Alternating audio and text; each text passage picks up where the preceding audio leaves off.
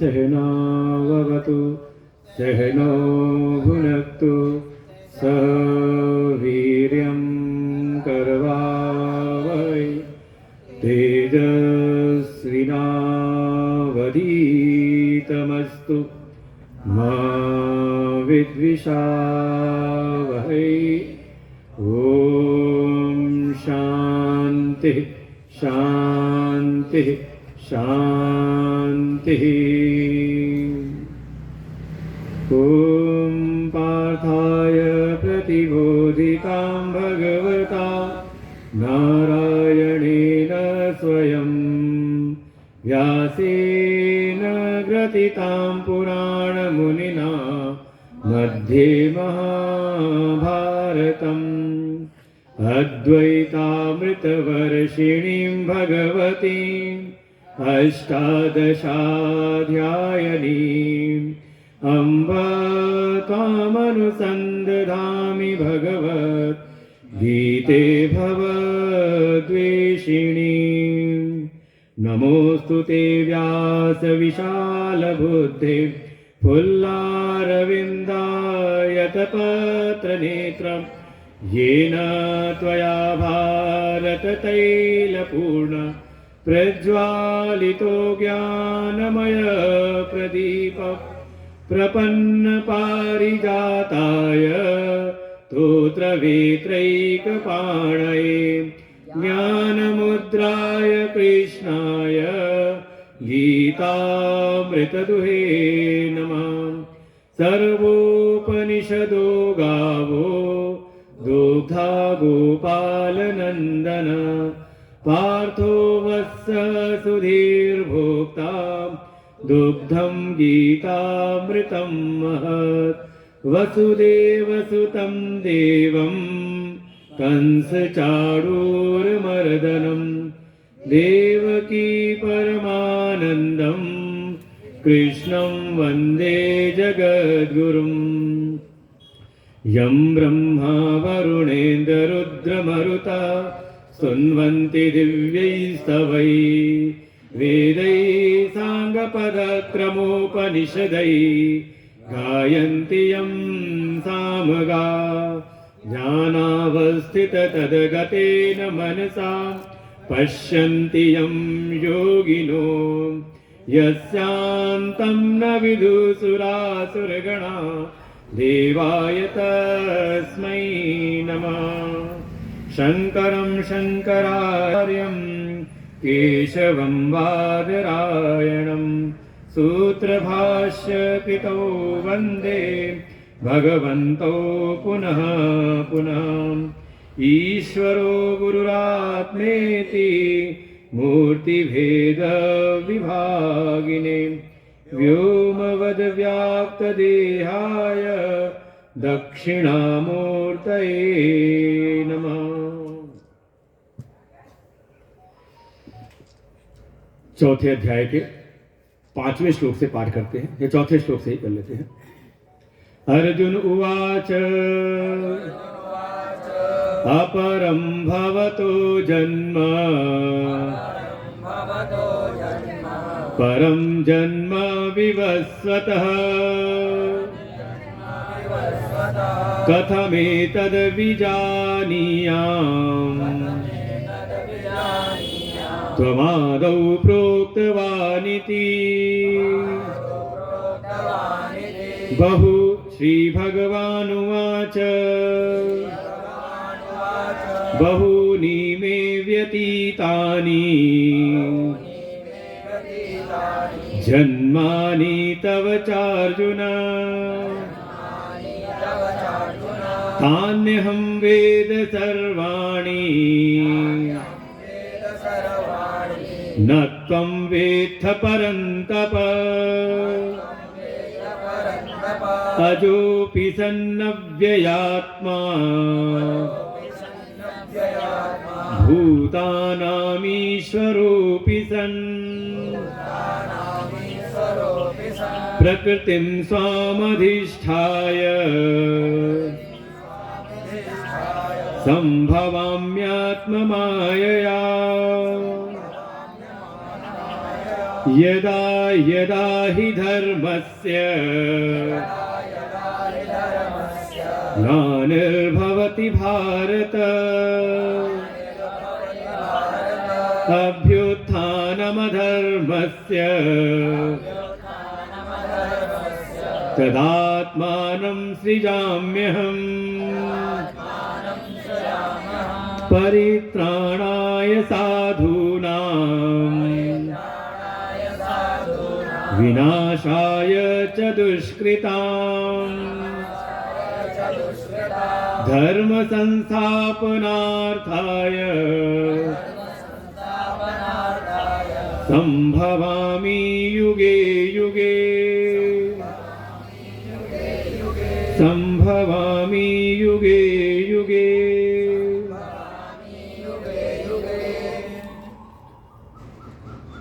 आनंद कंद सच्चिदानंद परम पुरुषोत्तम भगवान वृंदावन बिहारी लाल भगवान श्री कृष्ण जी के चरणों में कोटशः नमन।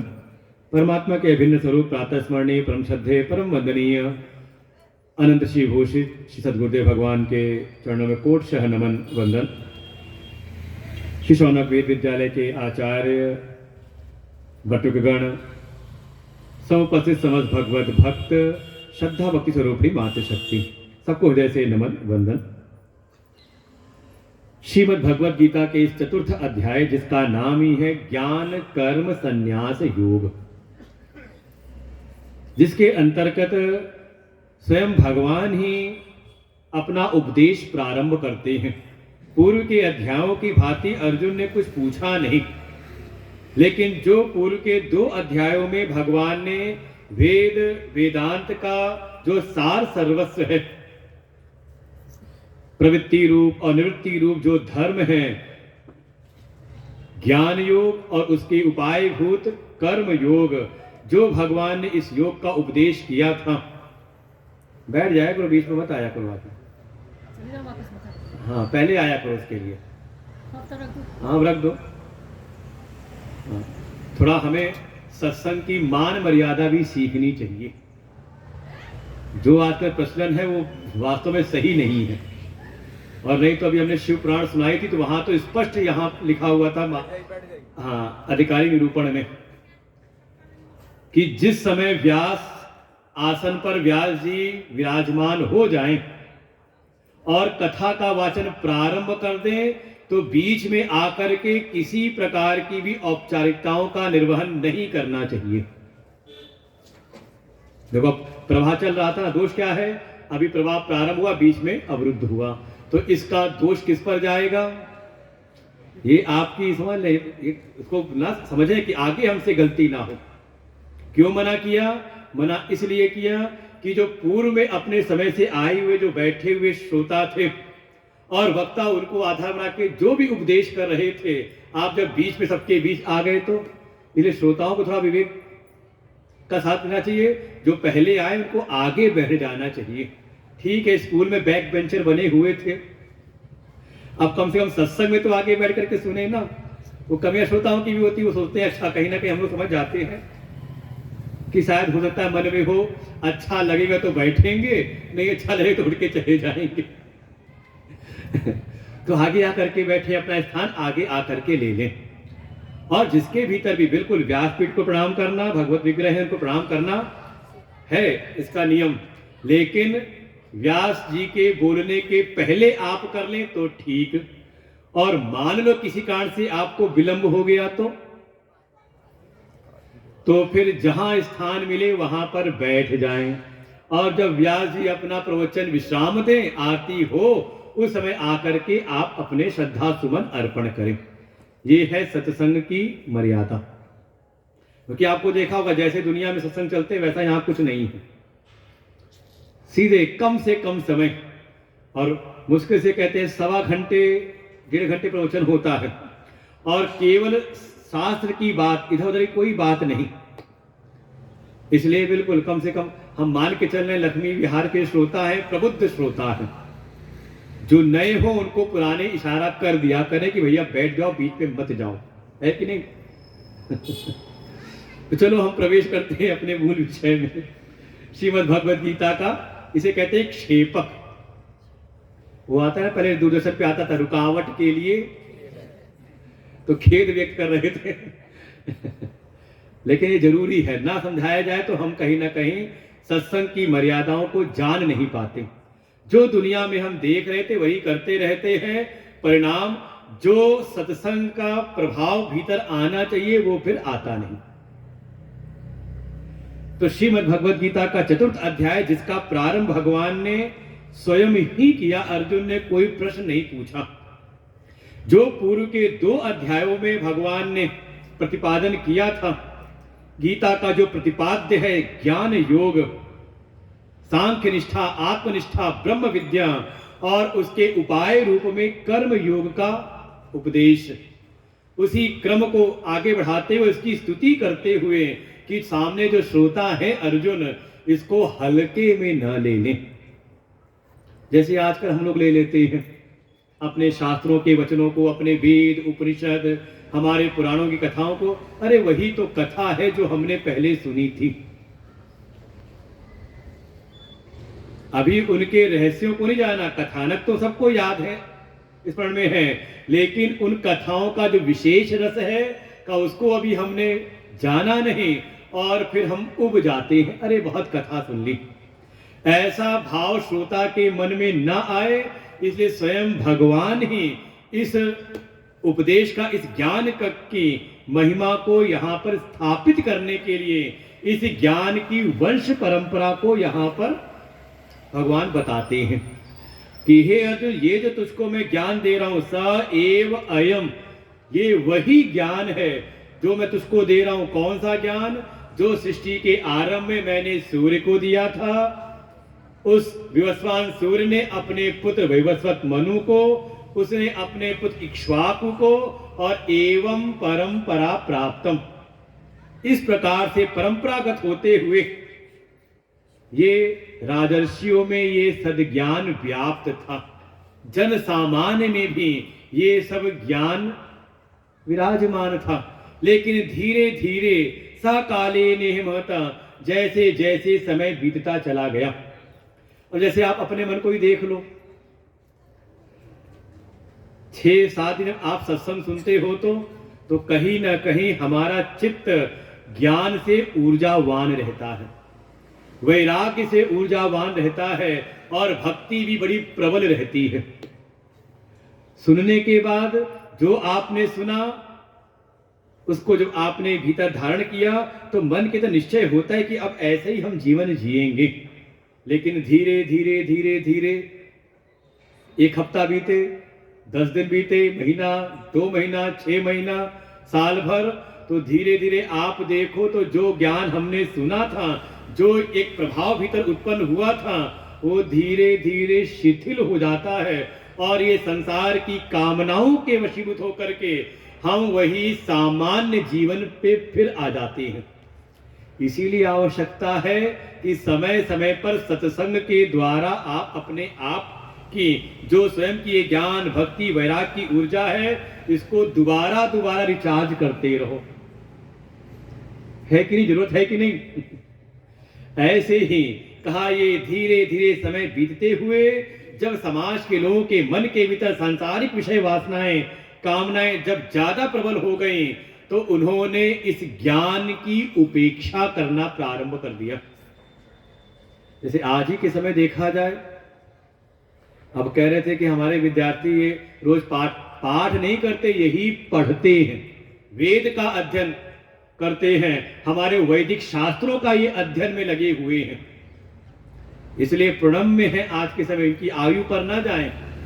इनकी जो जीवनचर्या है, जो तपस्या में इनका जीवन है, इसके कारण ये पूज्य है आप जैसे ही सामान्य लोगों के घर परिवार से ही, लेकिन कम से कम इनके आप समझें, जिस मार्ग की समझ आपको अब आई है 40-50 वर्ष के पूर्व बाद आई है, वो इनको पूर्व से, इनके पूर्व के जन्मों के जो संस्कार हैं, ये कारण है कि ये आपके बीच में ही जन्म लेकर के स्वतः ही किसी न किसी कारणवशात इनके भीतर की जो सद्वासनाएं हैं पूर्व के जन्मों की, ये इनके सामने ऐसे ऐसे कह सकते हैं परिस्थितियां ला देते हैं कि ये अपने आप आ जाते हैं किसी आश्रम में, और आ करके इनकी दिनचर्या यही है, प्रातः काल, मध्याह्न काल, सायंकालीन अपनी गायत्री संध्या करना।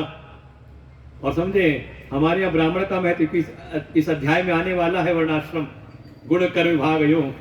गुण कर्म से केवल जन्म से नहीं, जन्म तो मिला इनको भगवान की कृपा से ब्राह्मण कुल में, लेकिन वो अपने ब्राह्मणत्व को यहाँ पर पुनः संरक्षित कर रहे हैं इस जन्म में भी। तीनों काल की संध्या, फिर वेद का अध्ययन, दिन दैनिक भगवान शिव का अभिषेक, यज्ञ, गौ की सेवा, ऐसा करते हो अपना वेद अध्ययन, और साथ ही साथ जो लौकिक जगत की भी जो विद्या है उसको भी ये पढ़ते हैं, क्योंकि वो भी जरूरत है आज के समय व्यवहारिक जगत में, तो करते। इस कारण से कहा ये वंदनीय है, पूजनीय है, इनकी आयु पे ना जाए। ये ब्राह्मण अगर किसी को आशीर्वाद भी दे दे, आपके कल्याण के लिए एक मंत्र भी उच्चारण कर दे, तो समझ लो उसको तत्काल लाभ मिलता है। और अभी तो हमारे इन बच्चों ने आपके सोसाइटी में ही तुलसी विवाह कराया था, कुछ लोगों ने देखा होगा जो सम्मिलित हुए होंगे, और वहां से यही लोगों ने कहा कि जितने विधि विधान से हमारे आचार्य जी और साथ में इन बटकों ने वो पूरा अनुष्ठान संपादित कराया, 3 दिन का था तुलसी विवाह और सब जो एकादशी का उद्यापन, इसी लक्ष्मी विवाह में जो था वहीं पास में आचार्य जी बता रहे हैं। हम देख रहे सत्संग में दिखाई नहीं दे रहे ना वो भगत कौन है थे। चलो जो भी, लेकिन कर्म का जैसा अनुष्ठान इन्होंने कराया, आज के समय ये विलुप्त हो गया है। जैसे आपने कल देखा, कल 2 बटकों ने वेद का पाठ किया, वो भी सस्वर। आप जो देख रहे थे ना, हाथ हिला रहे थे, वो हाथ नहीं हिला रहे थे, वो वेद मंत्रों को स्वर दे रहे थे। और जब उन स्वरों के साथ में स्वर से संयुक्त होकर के कोई वेद मंत्रों का पाठ करे, तो उसके यजमान को पूर्ण लाभ मिलता है। जैसे ये गीता का पाठ कर रहे थे, ऐसे शुद्ध कोई पाठ करे तो सुनने वाले को भी आनंद मिलता है, उसका कल्याण होता है। लेकिन धीरे धीरे ये जो सारी परंपराएं थी, क्योंकि आपके बीच के जजमान ने कहा कि जैसे इन्होंने बिल्कुल वेद मंत्रों का पाठ करते हुए जिस विधि विधान से इन्होंने हमारा अनुष्ठान कराया, हम तो पहले पंडित बुलाते थे तो ऐसी झटपट करा करके चले जाते थे, समझ नहीं आता था क्या हुआ क्यों। तो कहा धीरे धीरे वो परंपराएं लुप्त हो गई। कारण ये रहा कि झटपट में सब फल की प्राप्ति हो जाए। मन में होता है इतना लंबा हम अध्ययन क्यों करें, क्योंकि हम लोग पास भी आते हैं कि गुरुजी आपके पास कुछ दिन रह करके हम थोड़ा पूजा पाठ सीख लें, गृह शांति इत्यादि सीख लें, कुछ प्रवचन करना सीख जाए जिससे हमारा कार्य हो जाए। हमें लगता है कि हमने लगा दिया पूरा जीवन गुरुजी की शरण में रहते हुए, उनकी डांट खाते हुए 12-15 साल, लगभग 15 साल तो हो ही गया, ज्यादा ही 12-13 वर्ष यहीं मेरठ रहते रहते सेवा करते हो गया आश्रम में, और उसके पूर्व भी तब करते करते कहीं ना कहीं उनके अनुशासन में रहते हुए ये ज्ञान भीतर कुछ हल्का फुल्का अभी इसका अनुभव हुआ, जिसकी झलक आपको भी प्राप्त हो रही। और कोई चाहे कि बस झटपट कोई क्रैश कोर्स लोग चाहते हैं ऐसे कि हम भी सीख लें। क्यों? क्योंकि कहीं ना कहीं जो उनका अंतःकरण, उनका मन है, वो कामनाओं के वशीभूत है। वो त्याग करना नहीं चाहते, वो बस ये चाहते हैं कि जल्दी से हमें कोई ऐसी विद्या मिल जाए और हम जा करके कुछ पैसा कमाना सीख जाएं। तो धीरे धीरे क्या हुआ, तो ये जो हमारी वैदिक परंपराएं थी, गुरुकुलों की परंपराएं थी, धीरे धीरे लुप्त हो गई। वो तो धन्य है हमारे प्रदेश के मुख्यमंत्री बाबा जी योगी आदित्यनाथ जी, जिन्होंने इस गुरुकुल परंपरा को स्थापित करने के लिए फिर बीड़ा हाथ में लिया है। आपने पढ़ा हो, अभी कुछ दिन पहले अखबार में आया था, जो जहां कहीं भी मंदिरों में, आश्रमों में ऐसी गुरुकुल परंपराएं हैं जहां वेद का पठन पाठन होता हो, वैदिक शास्त्रों का पठन पाठन होता हो, तो वहां उनको भी थोड़ी सहायता राशि, उनको भी थोड़ी सहायता दी जाए सरकार की ओर से। नहीं तो इसके पूर्व तो केवल और केवल मौलवियों की ज्यादा चिंता करते थे। बोलने में क्या हर्ज है, बिल्कुल ये वास्तविकता है। किस लिए? केवल तुष्टिकरण करके उनका वोट लेने के लिए। रुपया चाहिए हमसे और भला करना है उनको। हम समझ लें, हमारे देश की जो इकोनॉमी है उसमें सबसे बड़ा योगदान हमारे मंदिरों का है। समझना चाहिए इन बातों को। और सरकार उसका अधिग्रहण करके उसके द्वारा तो संपत्ति लेती है, और सब्सिडी किसको दे रही है? उनके यहाँ कहीं कोई आय नहीं होती किसी सरकार को। उन्होंने तो अपना बना रखा है वक्फ बोर्ड, वो मालिक है उनका, सरकार को कोई फायदा नहीं, सारा फायदा उनको। ये तो हमारे मुख्यमंत्री ऐसे हैं कि उन्होंने ये जिम्मा लिया अपने हाथ में। कारण यही कि ये जो हमारी वैदिक संस्कृति है, जो आधार है हिंदू धर्म का, हिंदू केवल जन्म से नहीं, केवल नाम से नहीं, बल्कि संस्कारों से युक्त हिंदू प्रकट हो। और बिल्कुल ऐसे विद्यार्थी जब निकलते हैं समाज में अपना अध्ययन करके, तो ये प्रचार करते हैं सनातन धर्म का। ये फिर विश्व स्तर पर जाकर के धर्म के, हमारे सनातन धर्म के झंडे को गाड़ते हैं। लेकिन जब मन में कामनाएं बहुत आ जाए तो हम लोग भी देखते हैं कि विद्यार्थी तो आते हैं, कभी 15 आ जाए, कभी 20 हो जाए, लेकिन कुछ दिन बाद, 6 महीने, साल भर बाद धीरे धीरे उनके मन में भी कोई सांसारिक कामनाएं आती हैं तो कई बार लगता है कि 7-8 वर्ष अध्ययन करने के बाद भी उनको लगता है बस अब यहां काम पूरा हो, यहां ज्यादा कुछ मिल नहीं रहा। क्या करें, चलो चलते हैं संसार में, और फिर उसी में लग जाते हैं।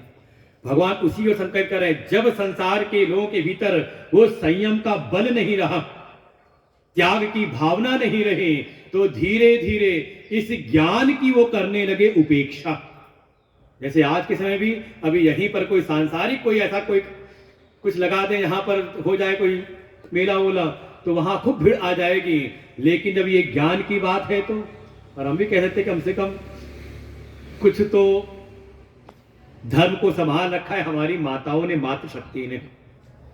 हम देख रहे हैं आते ही माताओं की ओर का हिस्सा पूरा भर जाता है और ये बेचारे खाली रह जाते हैं। लेकिन मन में आता है अगर मातृशक्ति भी इसको पकड़ ले अगर ठीक से, तो उनके द्वारा तो कई कुलों का उद्धार हो सकता है, क्योंकि वो जननी है, केवल शरीर की नहीं, बल्कि जो पुत्र हैं, जो कन्या है, जो परिवार है, उनके भीतर संस्कार की भी।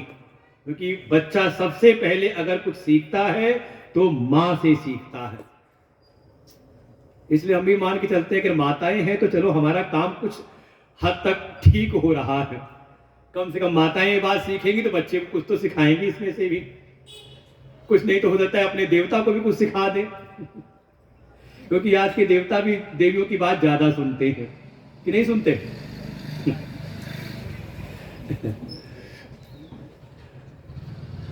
जब इसके प्रति अरुचि हुई, उतना संयम का बल नहीं, त्याग की सामर्थ्य नहीं, तो धीरे धीरे ज्ञान लुप्त होने लगा। हे अर्जुन, इसी कारण से मैं तुझको ये ज्ञान दे रहा हूं। इसलिए भगवान बार बार अर्जुन को कहते हैं, हे परंतप, हे अर्जुन, तेरे भीतर वो शौर्य है, तेरे भीतर वो सामर्थ्य है, त्याग की, धैर्य की, साधना की तेरे भीतर वो सामर्थ्य है। अगर तू इसको प्राप्त कर लेगा तो तेरे द्वारा और भी समाज को ये प्राप्त होगा, विस्तार को लेगा। और मैं तुझको ही ये सुना रहा हूं, क्यों? क्योंकि तू मेरा भक्त भी है और मेरा सखा भी है। देखो ये दो पात्रता होनी चाहिए, तब ये ज्ञान टिकता है। आप समझे, अर्जुन को अगर केवल यहीं से ना आप कल्पना करें, जब ये युद्ध निश्चित हुआ, सारे दोनों पक्ष में सेनाएं एकत्रित होने लगी। कौरवों की ओर हो गई 10 अक्षौहिणी सेना और पांडवों की ओर 7 अक्षौहिणी सेना। जिधर धर्म है, धर्म युधिष्ठिर है, उस तरफ भी संख्या का बल कम है, 7 अक्षौहिणी, और जहां अधर्म है वहां 10 अक्षौहिणी सेना। दोनों पक्ष में विचार हुआ, चलो चल करके द्वारिका जाया जाए, वहां द्वारिकाधीश कृष्ण से भी सहायता ली जाए, क्योंकि अभी द्वारिका की सेना किसी पक्ष में सम्मिलित नहीं हुई है। इधर शकुनी है मुख्य सलाहकार, बहुत सावधान रहना चाहिए सलाहकारों से। आपको सलाह देने वाले कौन हैं? आप अपने जीवन में कोई भी कार्य करना हो तो किससे सलाह लेते हैं? किसी संसार के द्वेषी, किसी संसार के रागी, किसी संसार के विषयों में आसक्त से अगर सलाह लेते हो तो कहीं ना कहीं आपको संसार में पतन के रास्ते पे ही लेके जाएगा।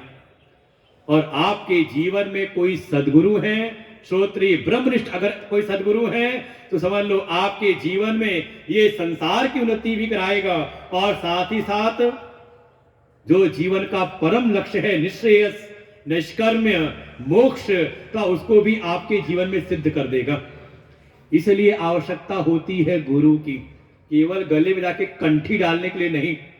ये तो एक परंपरा चल चुकी है, क्या है, कनफुकिया बाबा, अरे गुरुजी कोई मंत्र अंतर दे, मंत्र अंतर हमको दे दो।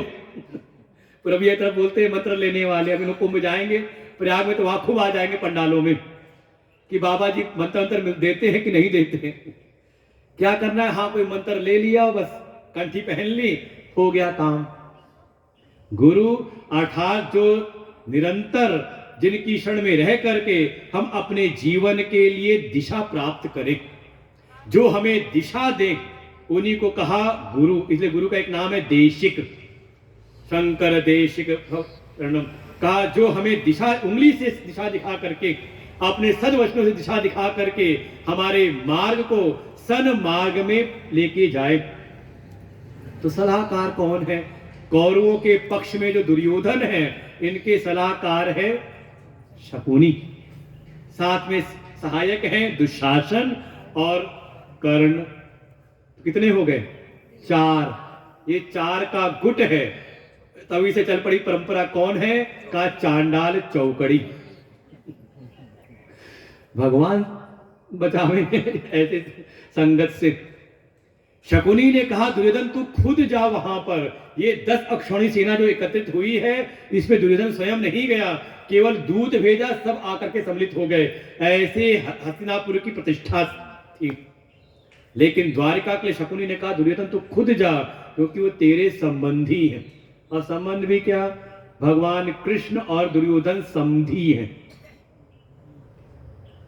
भगवान के पुत्र हैं सांब और दुर्योधन की कन्या है लक्ष्मणा। जब एक समय भगवान थोड़ा रुष्ट हुए, और रुष्ट क्या, बलराम जी रुष्ट हो गए कि आज ही हस्तिनापुर को मैं अपने हल से खींच के डुबो दूंगा यमुना जी में। तब शकुनी ने कहा अरे जल्दी जाओ, उनके पास में कुछ संबंध जोड़ दो। और तभी कन्या से विवाह कर दिया था सांब का, समधी हो गए। तो शकुनी कहते हैं वो तुम्हारे समधी हैं, खुद जाओ। भाई जैसा संबंध हो वैसे ही प्रोटोकॉल होता है ना व्यवहार का। इधर पांडव पक्ष से स्वयं अर्जुन तैयार होते हैं, मैं चलता हूं भगवान से, वासुदेव श्री कृष्ण से सहायता के लिए, और चल पड़े। और जैसे ही वहां द्वारिका पहुंचे तो पहले पहुंचा दुर्योधन। देखें कितना सम्मान रहा होगा दुर्योधन का कि सेवकों ने सीधे भगवान के शयन कक्ष में प्रवेश करा दिया। आज के समय भी सब कोई शयन कक्ष में नहीं, आप पहुंचो किसी घर में, कोई सो रहा हो, आराम कर रहा हो, तो सेवक लोग या परिवार को कहेंगे आप ड्राइंग हॉल में बैठो, बैठक में अभी आते हैं वो। लेकिन सीधे प्रवेश किए शयन कक्ष में, देखा भगवान सो रहे हैं तो सिरहाने के पास में सिंहासन पर बैठ गए। थोड़ी देर में अर्जुन भी आए, देखा भगवान शयन कर रहे हैं तो चरणों की ओर ही हाथ जोड़ करके प्रतीक्षा करने लगे। कोई सो रहा हो तो निद्रा भंग करना कहा दोष माना गया है। लेकिन कौन? कोई थका हारा। अब ये नहीं कि कोई विद्यार्थी सो रहा हो तो कोई जगाए नहीं। हमारे बड़ी सी घंटी लगी हुई है, हमारे महाराज जी सारे पूरा आश्रम ढंगरा देते हैं कि कोई सोता ना रहे। प्रतीक्षारत हो गए, तभी भगवान जग गए। और जब जगे तो उठ करके जब बैठे तो सामने अर्जुन को देखा। तुरंत अर्जुन से कहा अरे अर्जुन कैसे आना हुआ? अर्जुन ने प्रणाम किया। पीछे से दुर्योधन बैठा था, प्रभु हे कृष्ण मैं भी आया हुआ हूं। भगवान ने कहा अच्छा सुयोधन तुम भी हो, कैसे आना हुआ? जब सारी चर्चा हुई, भगवान जब दोनों के मंतव्य को समझ गए, तब भगवान ने कहा ठीक है तुम दोनों ही मेरे अपने हो, मैं किसकी क्या सहायता करूं? मैं अपनी शक्ति का दो विभाग करता हूं। एक तरफ सशस्त्र शस्त्र सज्जित मेरी अजय नारायणी सेना, एक अक्षौणी अजय नारायणी सेना वो है, और दूसरी तरफ मैं निशस्त्र प्रतिज्ञा करता हूं कि युद्ध में शस्त्र नहीं उठाऊंगा। दो विभाग किए और पहला अवसर दिया अर्जुन को। ये परीक्षा है अर्जुन की, नहीं तो दे सकते थे अवसर दुर्योधन को भी, और दुर्योधन को मिलता वही जो चाह रहा था, जो मिला उसको, लेकिन इसमें शायद अर्जुन की पात्रता प्रकट ना होती। पहला अवसर दिया अर्जुन को, थोड़ा दुर्योधन घबराए भी। भगवान ने कहा कुछ भी हो, एक तो अर्जुन आयु में छोटा है और पहले मैंने इसको देखा, इसलिए अवसर अर्जुन को देता हूं। अर्जुन ने तो बिल्कुल निसंकोच निष्कपट भाव से कहा हे प्रभु हम तो बस ये चाहते हैं आप हमारे पक्ष में आ जाएं, आप मेरे रथ की बागडोर को संभाल लीजिए, आप मेरे सारथी बन जाइए। भगवान ने अंदर ही अंदर दुर्योधन तो प्रसन्न हुआ, लेकिन भगवान ने पुनः अर्जुन से कहा अरे अर्जुन युद्ध में सैन्य बल चाहिए होता है और तुम्हारे पक्ष में तो सेना का बल भी कम है, क्या बेवकूफी करते हो, दोबारा चाहो तो मांग लो। अर्जुन ने बारंबार कहने के उपरांत भी कहा हे प्रभु हमें तो बस आप चाहिए, आप मेरे रथ की बागडोर संभाल लीजिए। ये समझे, ये श्रुति का वचन है, ये श्रुति के वाक्य हैं उपनिषद के। आत्मानं रथिनं विद्धि शरीरं रथमेव तु बुद्धिं तु सारथिं विद्धि मनः प्रग्रहमेव च इंद्रियाणि हयान आहुर विषयान तेषु गोचरान। और ये जो उपनिषदों में, कठोपनिषद में ये जो रथ का निरूपण है, यही आधारशिला है श्रीमद् भगवद गीता की, कि ये शरीर ही रथ है। रथ में दोनों हैं, भगवान भी है और रथी भी है, सारथी भी है, भगवान भी है और जीव भी है, दोनों विराजमान है, नर भी है नारायण भी है। अर्जुन का रथ होगा ना, कहीं बना होगा, क्या नहीं बनाया, तो आधा अधूरा दिखाया है, कई जगह रथ दिखाते हैं, तो उसी रथ पर नर रूप अर्जुन भी है और भगवान कृष्ण नारायण भी है। अच्छा रथ का मालिक कौन है? कौन है मालिक रथ का? कितने लोग कह रहे हैं भगवान? हाथ खड़ा करो। भगवान मालिक है। कितने लोग कह रहे हैं अर्जुन? कुछ ऐसा था कि जब हमने कहा भगवान मालिक है तो उन्होंने उठाया, फिर तो हमने कहा अर्जुन तो उन्होंने उठाया एक बार, फिर कहीं सोचने लगे तो कहीं नाग नाने लगे। और बाकी क्या है जो निर्दलीय है, किसी पक्ष में नहीं, जिस पक्ष में गुरुजी अपना मत देंगे उस सब हम लुढ़क जाएंगे। जितनों ने कहा भगवान मालिक है, अभी शायद उन्होंने ठीक से सत्संग पचाया नहीं, अभी सुना नहीं। रथी कौन है रथ पर? अर्जुन के रथ का रथी कौन है और सारथी कौन है? ये भी नहीं पूछा है हमने। ये होता ना वो कौन सा वैकल्पिक प्रश्न, उसमें चार विकल्प में कोई एक चुनना होता है, ये नहीं कि चारों पे टिक लगा के आ गए, ये भी ठीक है, ये भी ठीक है, ये भी ठीक है, या दो पे टिक लगा दिया, दो पे तो ठीक है हमारा काम बन जाएगा, उसमें जीरो ही मिलता है। जहां एक विकल्प ढूंढना है तो एक ही। रथी कौन है? रथी है अर्जुन। वास्तव में इस शरीर रूपी रथ में जो मालिक है वो जीव आत्मा है, मैं हूं। मैं चाहता हूं सत्संग में जाऊं तो आप सत्संग में आ गए, आप चाहो सत्संग में नहीं जाऊंगा, जाऊंगा बाजार घूमने, तो आप बाजार में जाता है शरीर। सारथी, सारथी है भगवान। तो सारथी कौन है? तो ये शरीर रूपी रथ है, इसमें जो रथी है वो जीव आत्मा है। सारथिम तो बुद्धिम तो सारथिम विद्धि, ये जो भीतर बुद्धि है ये है सारथी। अभी मैं पूछा था सलाहकार किसको बनाना है, हमारी बुद्धि किसकी सलाह पर चलती है? बस यही आपके जीवन के शरीर रूपी रथ को समझ लीजिए आगे लेकर के जाता है। आपने शरीर रूपी रथ के सारथी रूपी बुद्धि में आपने भगवान को बैठाया है, भगवत स्वरूप किसी सदगुरु को बैठाया है या किसी संसारी को? अर्जुन की यही महिमा है। अर्जुन ने अपनी बुद्धि रूपी सारथी में भगवान का वर्ण किया है। हे प्रभु, आप मेरे सारथी बन जाइए, मैं आपके अनुसार जीवन जीना चाहता हूं, इस युद्ध में आपके अनुसार जाना चाहता हूं। और युद्ध क्या है? ये संसार का जो द्वंद्वात्मक जो जीवन है, यही युद्ध है, जहां हर घड़ी आपको कोई ना कोई द्वंद्व मिलती है। लाभ हानि, पाप पुण्य, सुख दुख, राग द्वेष, भूख प्यास, क्या है ये? सफलता असफलता, ये सब द्वंद्वात्मक, ये जीवन ही युद्ध है। इस जीवन रूपी युद्ध में जाना है तो ये माध्यम तो बनेगा, ये शरीर रूपी रथ ही। आप स्वयं हो इसके रथी, मालिक हो, लेकिन जीव भी किसके अनुसार वर्तन करे? कहा सारथी बुद्धि जगह बैठा दे भगवान को, भगवान को अर्थात ज्ञान को। सत्यम ज्ञानम अनंतम ब्रह्म, वो ज्ञान स्वरूप जो परमात्मा है उनको विराजमान कर दे।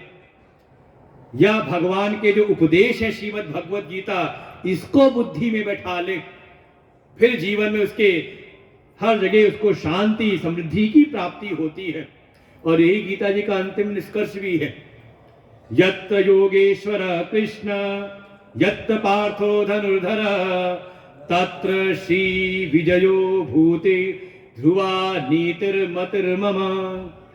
जहां पर योगेश्वर कृष्ण है अर्थात बुद्धि में सारथी के रूप में हमारे जीवन को चलाने वाला, वो ज्ञान के रूप में भगवान विराजमान है, भगवान का ज्ञान है, और उसके अनुरूप कोई पार्थ है, पुरुषार्थ करने वाला है, प्रयत्न करने वाला कोई अर्जुन सरीखा हो, तो वहीं पर ये सारी श्री प्रकट होती है। तत्र श्री, वहीं पर विजय आती है, सफलता प्राप्त होती है, वहीं पर सारी भौतिकताएं प्रकट होने लगती हैं, भूति। और ध्रुवा नीति, बुद्धि का ज्ञान भी ऐसा अकाट्य ज्ञान प्राप्त होता है, आप जो बोलते हो कोई काट नहीं सकता। तो हम भी चाहते हैं कि हमारी जबान से ऐसी बात निकले कि कोई काट ना सके, है कि नहीं? हम भी कौन हो जाए? हम भी हो जाए परम तप।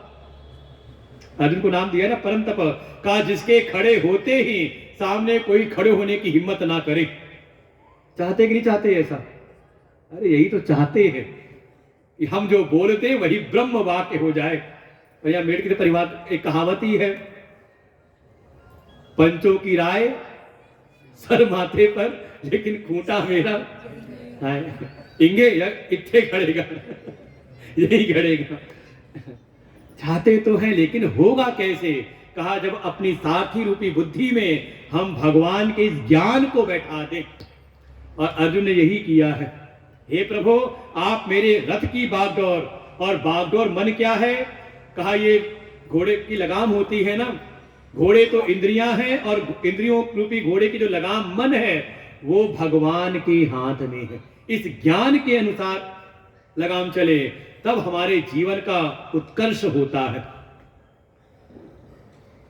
उस विकट परिस्थिति में भी अर्जुन ने भगवान का वर्ण किया है। ये है पात्रता। भगवान उसी बात कह रहे हैं, हे अर्जुन, तू मेरा भक्त भी है और सखा भी है। देखो, सखा भाव तो पहले से था, भगवान के साथ रहते थे, खेलते थे, खाते थे। सख खादती खेलती स सखा का, जिसमें एक सामान्य भाव हो जाए।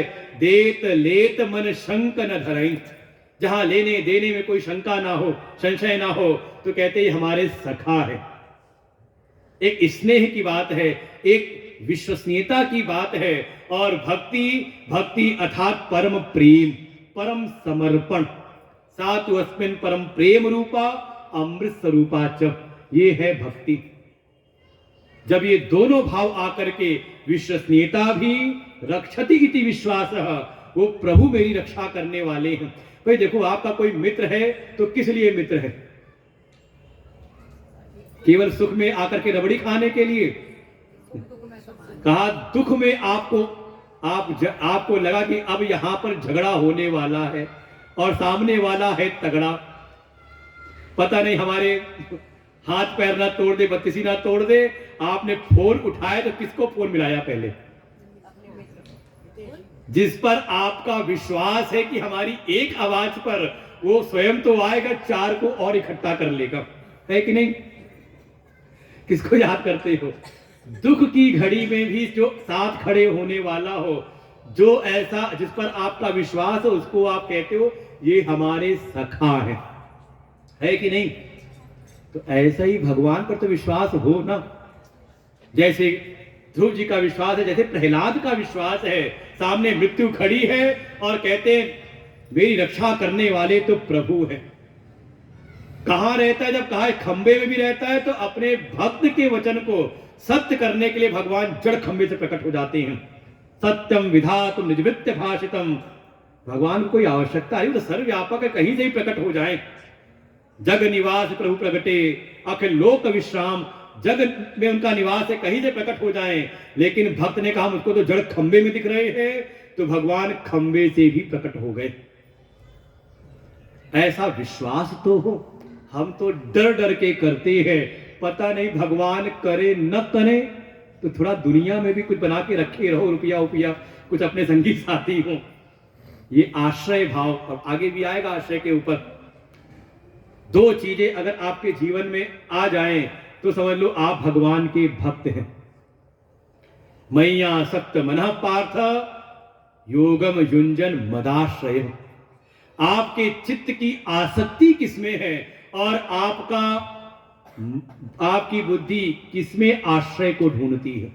अगर ये दोनों आधार भगवान है तो आप भगवान के भक्त हो। किसमें आपका मन आसक्त है? आंख बंद करके ध्यान लगाते हैं तो भगवान की याद आती कि नहीं आती? ये तो नहीं कहते कि ध्यान करते हैं भगवान का और होता है संसार का। समझे? अभी साधना और बढ़ानी है। और विश्वास आपका आश्रय भाव किस पर है? ये चित्त की प्रीति परम प्रेम किससे है और किसको आपने अपने जीवन का आधार माना है, आश्रय माना है? अगर दोनों भगवान हैं तो आप भगवान के भक्त हैं। हाँ, तब कहा भक्ति करे कोई सूरमा जाति वर्ण कुल खोए। ये नहीं कि जाके मंदिर में मत्था टेक लिया, कुछ चढ़ा दिया तो भक्त हो गए। ये आश्रय भाव हुआ कि नहीं हुआ? फिर जीवन में जब भगवान का आश्रय है, भगवान से प्रेम है, तो जो भगवान को प्रिय नहीं है वैसा आचरण तो आपके जीवन में नहीं हो रहा ना। ये तो विचार करें। फिर हमारे सामने कोई भगवान पर आक्षेप करे, भगवान का कोई मजाक बनाए, तो क्या आपको अच्छा लगता है? अरे हम लोग के दिल में चोट लगती है। किसी घर में कोई भगवत विग्रह देख लें और लगता है कि उचित सम्मान नहीं, तो दिल में चोट लगती रहती है और हम टोक देते हैं। आज ही टोका किसी के घर में। भाई भगवान है तो भगवान को भगवत्ता के साथ स्थापित करो। हमारे शास्त्र हैं तो ये भगवत स्वरूप है। अगर किसी के घर में हम लोग को दिख जाता है, कई बार रामायण है, भागवत है, अगर सामान्य रूप से अखबार के ऊपर रखा हुआ है, अखबार उसके ऊपर रखा हुआ है, तो हम लोग टोक देते हैं। ठीक है, उसको पढ़ो एक सम्मान के साथ में, और आपको सीखना हो तो सिख समुदाय से आप सीख लें। गुरु मानियो ग्रंथ, कैसी वो प्रतिष्ठा रखते हैं अपने गुरु ग्रंथ साहिब के, आपको बाजार में जो तो कहीं मिलेगा भी नहीं। पूरी उसकी सेवा होती है। अगर जीर्ण शीर्ण हो जाए तो जाके गुरुद्वारे में उसको स्थापित किया जाता है, वहां पर उनके लिए स्थान रहता है जहां उनकी समुचित सेवा होती है। हम गीता उपनिषद कहीं बिठा के रख देते हैं, कहीं भी लेके जाते हैं, और क्या कहा जाए, कईयों के घर में होगी भी नहीं। ऐसा तो कोई नहीं जिसके घर में रामायण ना हो, गीता ना हो। कोई है तो नहीं ऐसा? कम से कम कोई अपने वैदिक संस्कृति कोई ना कोई ग्रंथ, कोई ना कोई शास्त्र आप अवश्य रखें। आप तो देखोगे हमारे गुरुदेव के ज्यादातर जो भी ग्रंथ हैं वो या तो उपनिषद पर है, या तो भागवत मिल जाएगी आपको, सार उसका अर्थ भी मिलेगा आपको, और साथ साथ आपको रामायण पे मिल जाएंगे, गीता पर मिल जाएगा। तो कम यहीं से लेके चले जाओ कुछ। हम दुनिया भर का महंगी महंगी चीजें घर में लाके स्थापित कर लेते हैं, और 200, 400, 500, 1000 रुपए के शास्त्र नहीं रख सकते हम। तो हमसे फिर निरी स्थिति में और कौन होगा। बिल्कुल घर में होने चाहिए ऐसा समर्पण हो। यावत जीवे त्रयो वंद्य वेदांतो गुरु ईश्वर। जब तक जीवन है तो हमारे सामने कोई गुरु की अवहेलना करे, अपमान करे तो सहन ना हो। कोई हमारे शास्त्र की अगर उपेक्षा करे तो सहन ना हो। और हमारे ईश्वर की अगर कोई अवहेलना करे, अपमान करे, तो अगर आपको सहन नहीं होता तो समझें कि आप भक्त हो। वही सरे आम बाजार में खड़े कि हमारी रामचरितमानस को फाड़े और जलाए और हम सोचे कि उसकी पार्टी से अपना नाता रखें, तो समझ लो फिर आप भक्त नहीं। ये बिल्कुल कटु सत्य है। कम से कम अपने धर्म ग्रंथों के बारे में ठीक है, हमें समझ आते नहीं आते, अभी हमारी बुद्धि वैसी नहीं है, लेकिन ये हमारे धर्म की धरोहर है। कम से कम इनका हम संरक्षण करें। कहीं ऐसी व्यवस्थाएं हो जहां धर्म का संरक्षण हो रहा हो, जब हम वहां पर अपनी सेवाएं समर्पित करते हैं। इसलिए मैं कहता हूं जहां हमारे आश्रम में कोई आके विद्यालय के लिए सेवाएं देता है, गौशाला की सेवा देता है, तो हम उसको मानते हैं कि ये वास्तव में भगवान का भक्त है, क्योंकि भगवान भी अवतार इन्हीं के संरक्षण के लिए लेते हैं। भगवान यही बात कह रहे हैं, तेरे भीतर ये भाव है, तू भक्त भी है। आप कल्पना करें, कभी अर्जुन के जीवन में एक घटना हुई थी, अज्ञातवास में थे, गौ के ऊपर जब विराट पर्व में जब आक्रमण करने के लिए आए, चाहे उनको दोबारा 13 वर्ष उनको वनवास जाना पड़े, लेकिन उनको उसकी चिंता नहीं, अपना धनुष बाण लेके चल पड़ते गौ की रक्षा के लिए। तब भगवान कह रहे हैं तू मेरा भक्त है, केवल सखाई नहीं, स्नेही संबंधी नहीं, बल्कि तू मेरा भक्त भी है।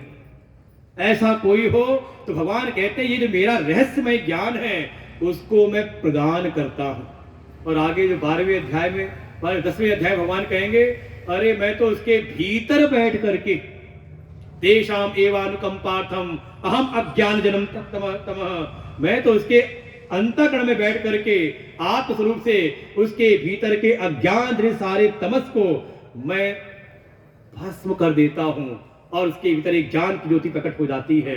लेकिन कोई ऐसा समर्पित भक्त तो हो, भक्तोसी में सखा चेती। हे अर्जुन, इसलिए तुझको मैं उपदेश दे रहा हूं। भगवान कह रहे ऐसे हम पात्र बने। उपदेश तो जो है वो तो बहुत अल्प है, 2 श्लोकों में ही है। इस अध्याय का जो मूल जो मंत्र है एक ही श्लोक में, लेकिन उसकी पात्रता कैसे बने। लेकिन जैसे ही भगवान ने सब बातें कही, एक स्तुति के रूप में महिमा मंडन किया अर्जुन के मन में, और कहते अर्जुन के मन में नहीं बल्कि जो भी कोई अन्य समाज के जो प्राणी हैं, वो जिस धरातल पर वो अभी देह में आ सकते हैं, देहात्म भाव में है, तो उनको शरीर भाव से ही समझ लेते हैं भगवान को भी।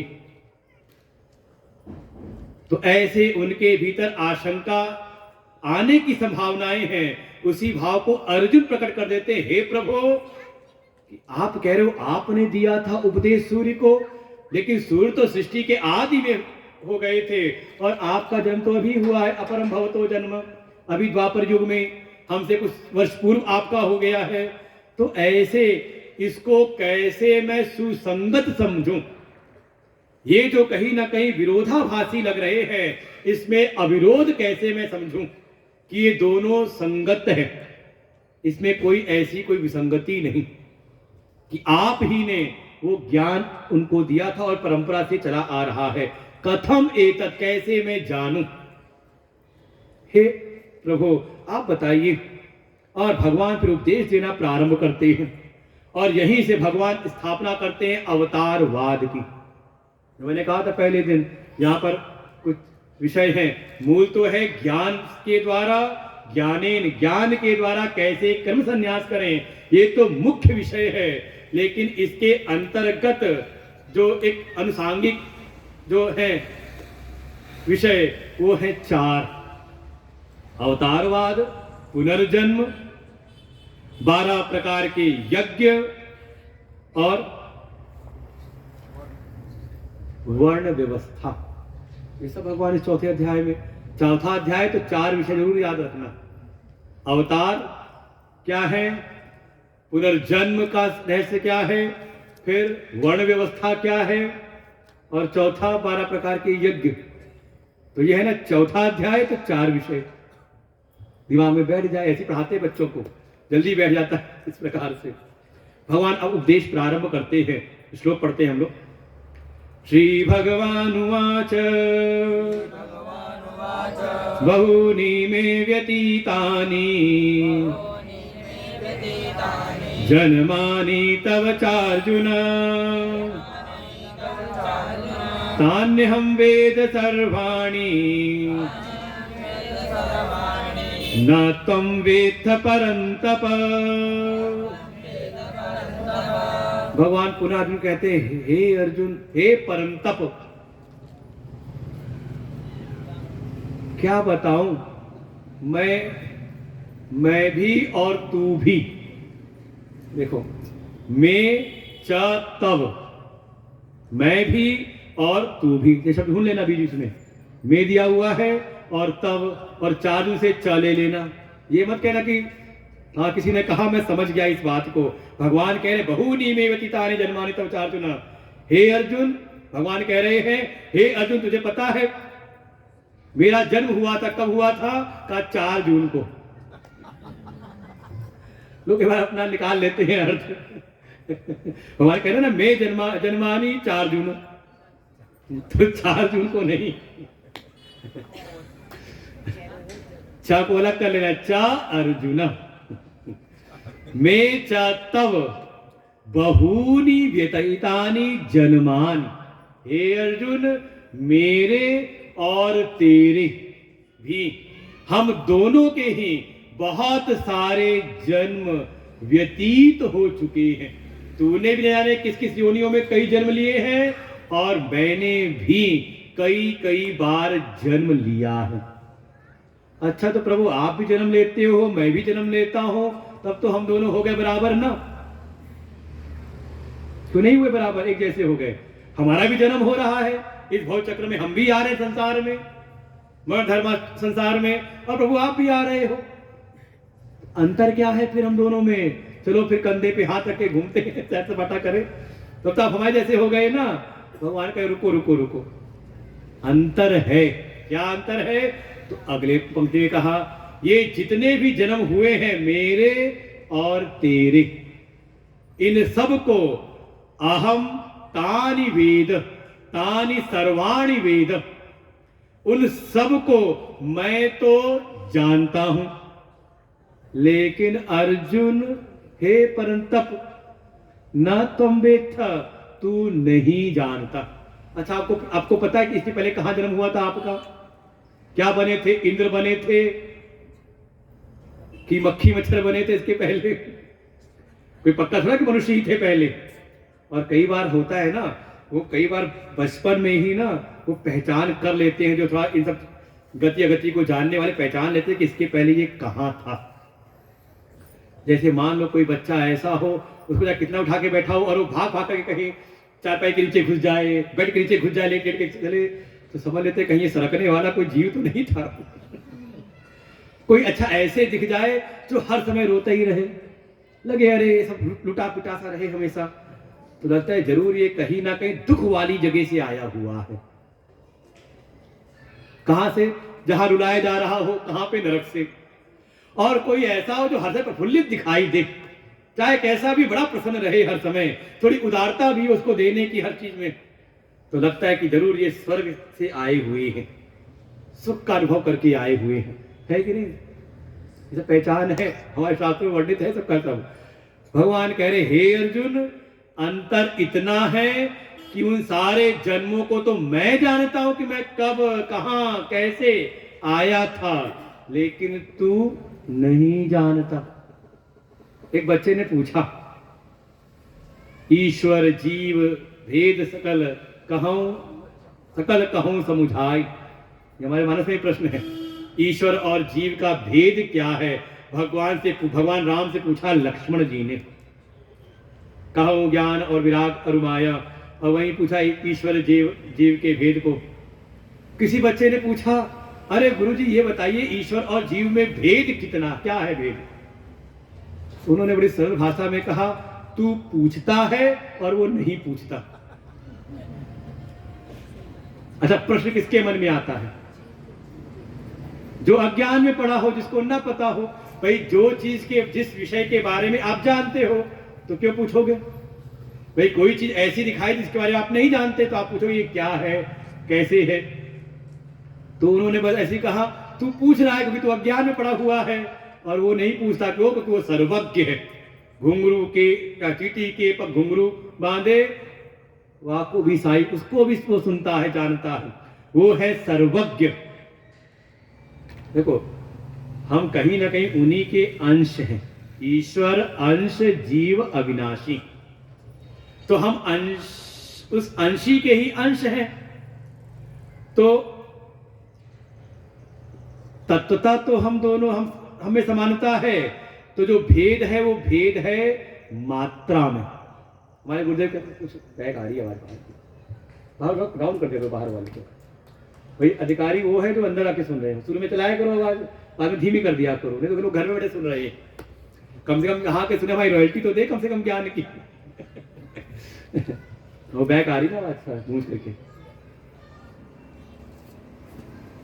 जीव ईश्वर का ही अंश है, तो हमारे गुरुदेव कहते हैं क्वालिटी में भेद नहीं है, वस्तुतः भेद नहीं है, तत्वतः भेद नहीं है, भेद है मात्रा का, उपाधियों का, क्वांटिटी में भेद है। देखो भगवान के भीतर 3 शक्तियां मानी जाती हैं, क्रिया शक्ति, प्रेम शक्ति और ज्ञान शक्ति। बस ये तीनों शक्तियां उनके भीतर, कुछ हमारी भी डाउन हो गई, बाहर वाली कम करनी। ये तीनों शक्तियां जिनमें पूर्ण रूप से विराजमान हो, क्रिया शक्ति, प्रेम शक्ति, जो कुछ भी कर सकते हो, कर्तुम शक्यम अकर्तुम शक्यम अन्यथा वा कर्तुम, वो चाहे करे ना करे, चाहे अन्यथा कर दे, कुछ भी कर सकते हैं। इसलिए मत कहना कि भगवान ने ऐसा क्यों कर दिया। अरे वो सर्वसमर्थ है, जो चाहे सो कर सकते हैं, जीव नहीं कर सकता। फिर प्रेम की शक्ति, हमारा प्रेम तो कुछ अपनों में होता है, भगवान का सबके प्रति। जो उनको गालियां दे रहे हैं उनका भी जीवन चल रहा कि नहीं चल रहा? जो भगवान को जी भर के गालियां दे रहे हैं, अरे शिशुपाल ने दिया तो 100 गालियां सुनी ना भगवान ने। इतनी सामर्थ्य है आप पे सुनने की। आपको 2-4 कोई गालियां दे तो आप तो झगड़ पड़ोगे उससे, भगवान 100 गालियां भी सुन लेते हैं। कहा उनका ऐसा विस्तृत प्रेम, सबके प्रति प्रेम है, चाहे कोई उनको पूजे ना पूजे उसका भी ध्यान रखते हैं। और तीसरी ज्ञान की, वे सर्वज्ञ हैं, सबसे प्रेम करने वाले, सब कुछ करने वाले और सब कुछ जानने वाले, ये है भगवान। ये है जो जिनमें तीनों शक्तियां पूर्ण रूप में विराजमान हैं, और हम उनके अंश हैं, तो थोड़ा उनकी शक्तियां लेकर के आए हैं। जैसे कोई अरबपति है, कोई बड़ा व्यवसायी है, धन की अकूत सामर्थ्य के पास में है, उसका बच्चा जब जाता है कहीं बाहर पढ़ने के लिए, अच्छा आपके बच्चे गए होंगे कहीं पढ़ने के लिए दूसरे प्रदेश में, दूसरे देश में, तो क्या हुआ होगा? आपने अपनी सारी संपत्ति देके भेजा था उनको।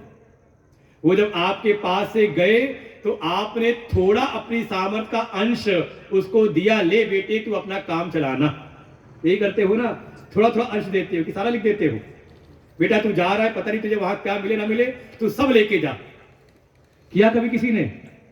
तो आपका अंश है, तो उसको जब भेजते तो अपना अंश दे करके भेजते हो। तो ये जीव जब भगवान से आया तो उनसे वही अंश, इसलिए थोड़ी बहुत क्रिया शक्ति हमारे पास भी है, लेकिन अल्प है। वो सर्वशक्तिमान है, हम अल्प शक्तिमान हैं। उनमें प्रेम की शक्ति संपूर्णता में है, हम में भी प्रेम की शक्ति है। चाहे भले पड़ोसी से हमारा प्रेम ना हो, तो झगड़ा करेंगे पड़ोसी से, लेकिन अपने बच्चे से प्रेम होता कि नहीं प्रेम होता? जैसा प्रेम आपका अपने बच्चे से है, क्या वैसा प्रेम आपका अपनी जो काम करने वाली बाई हुई है उसके बच्चे से होता है? वो रोए, आपका बच्चा रोए तो आप 100 की नोट दे देते हो। अच्छा आपकी काम वाली बाई का बच्चा रोए तो देते हो 100 की नोट? मन में आए तो 10 रुपए पकड़ा दो, ले बेटा। तो प्रेम है, लेकिन वैसा नोट की संपूर्णता अल्प में है, अल्प शक्ति है, प्रेम शक्ति भी है, ऐसा नहीं कि प्रेम नहीं है, ना होता तो यहां क्यों आते, परिवार में कैसे रहते, तो अल्प मात्रा में है। और ज्ञान की शक्ति का ऐसा नहीं कि बिल्कुल मूढ़ हो, अज्ञानी हो। एक पागल को भी अपने हित अहित का ज्ञान होता है, खाने की चीजें तो खा लिया उसने, कुछ तो ज्ञान उसको भी है ना। अरे कई बार देखो वो पूरा ट्रैफिक संभालने लगता है और बिल्कुल इशारे ऐसी करता है, आ जाओ आ जाओ, चलो जाओ जाओ जाओ जाओ, और कहीं किसी ने नहीं कहा डंडा उठा के मार भी देता है। तो इतनी भी समझ उसके पास है कि नहीं, पागल के भीतर भी है कि नहीं। बच के रहना वैसे कि कैसा ज्ञान है कुछ पता नहीं, कब वो ज्ञानी हो जाए और कब वो मूढ़ हो जाए। लेकिन है तो हम हैं, तो जीव है, तो हम में भी है, लेकिन अल्प है। भगवान में क्रिया शक्ति, प्रेम शक्ति, ज्ञान शक्ति संपूर्णता में है, और हम उनके ही अंश हैं, तो हम में भी है, लेकिन तीनों शक्तियां अल्प मात्रा में है। तो क्वालिटी में भेद नहीं है, भेद है क्वांटिटी में। समझ आ गया। तो जैसे हमारा जन्म हो रहा है, इसी का नाम है पुनर्जन्म। जो जीव है वो अपने कर्मों का फल भोगने के लिए माया के वशीभूत होकर के वो बार बार जन्म लेता है, हमारी चॉइस नहीं है। और देख लो, ये बात भूल के भी दिमाग में बैठाना कि आप चयन करता हो, आप केवल प्राप्त करता हो, आप चूजर नहीं हो संसार में, रिसीवर हो। जो मिल रहा है उसको पालो बस, कि है चयन करने की अधिकार है आपके पास में। आप चयन करके आए थे कि मेरठ में जन्म होना है, शादी होकर के ही मेरठ में ही रहना है। चयन किया था आपने कि इस मनुष्य शरीर में ही आना है, मनुष्य योनि में ही। का जैसे हमारे कर्म थे, कर्म का विधान था, वैसा हमें मिल रहा है। इसलिए मान लिया करो कि मेरा प्रारब्ध है। काहू न कोई सुख दुख कर दाता, निज कृत कर्म भोग सब भ्राता।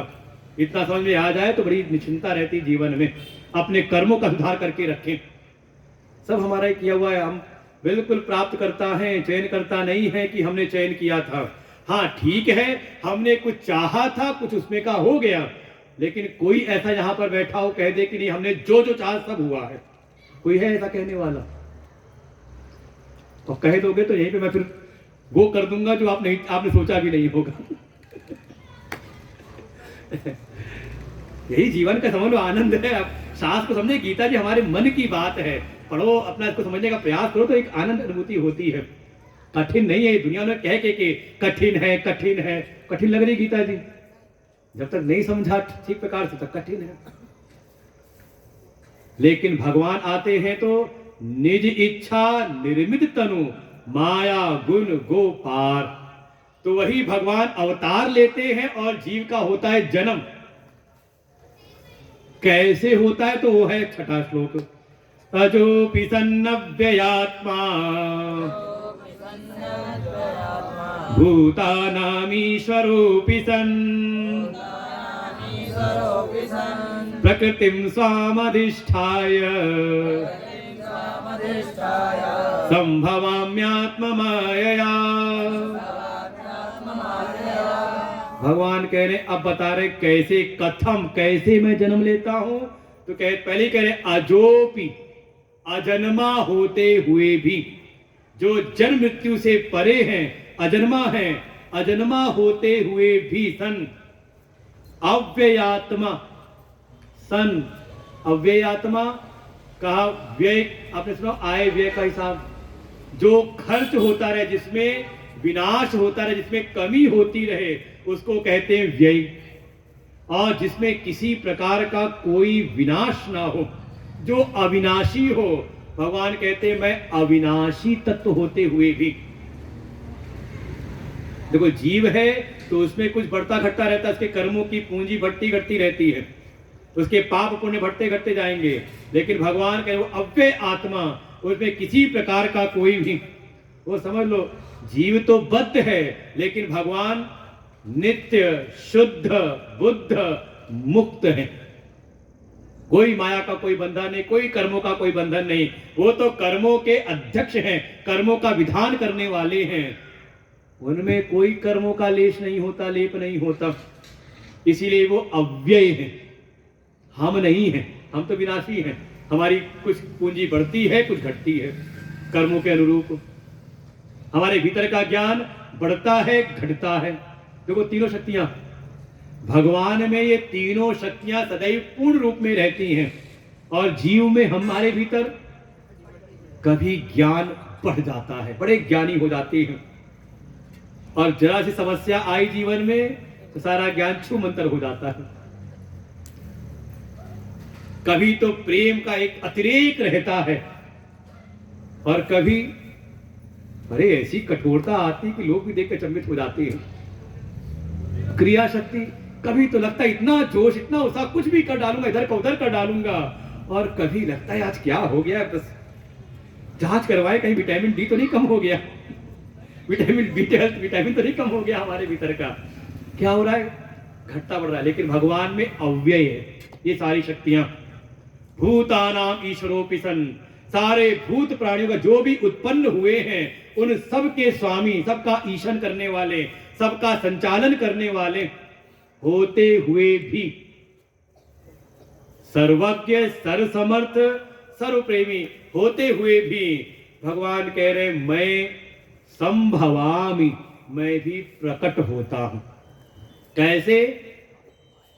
स्वाम प्रकृतिम अधिष्ठाय, जो ये मेरी प्रकृति है, मेरी माया शक्ति है, उसको अपने अधीन करके। और देखो भगवान की सामर्थ्य, वो कह सकते हैं ये माया मेरी है, आप कहते तो मेरी माया है। देखो मेरी कहने का तात्पर्य कैसे हो सकता है समझने का प्रयास करें। मैं कहता हूं ये वाला माइक मेरा है, वो माइक वाले चले गए, देखो इसे बोल दे रहा हूं। माइक वाला कहेगा गुरुजी 7 दिन सत्संग सुना लो, बस 7 दिन के लिए आपका है। क्यों?